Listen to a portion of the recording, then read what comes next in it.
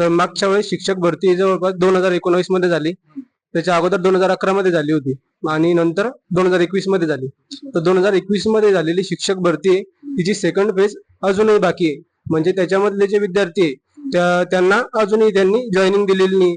तर माझं म्हणणं असं आहे की ती जी सेकंड फेज आहे ती फेज कम्प्लीट झाल्यानंतर सरकारने थर्ड फेज साठी जायला हवं. कारण अगोदरच तुम्ही जी अगोदरची भरती आहे तीच रडखडलेली असताना तुम्ही जर तिसरी भरती काढताय तर हे कुठंतरी नवीन विद्यार्थ्यांच्यावर दडपण आल्यासारखं आहे. सर, सरळ सेवेचा असा विषय आहे की मागील 2 वर्षापासून आम्ही ऐकत आहे किंवा नगर परिषदच्या जागा 2 किंवा 2,500 पद रिक्त आहे. तर त्यामध्ये 2 वर्ष झाले कुठलीही हालचाल नाहीये.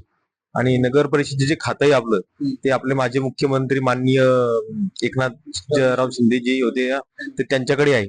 तर आमची त्यांना विनंती आहे की बाबा याला जागा तुम्ही लवकरात लवकर भराव्या आणि ज्या महानगरपालिकेच्या जागा येणार होत्या त्याही लवकरात लवकर भराव्या, जेणेकरून आम्हाला एक संधी मिळेल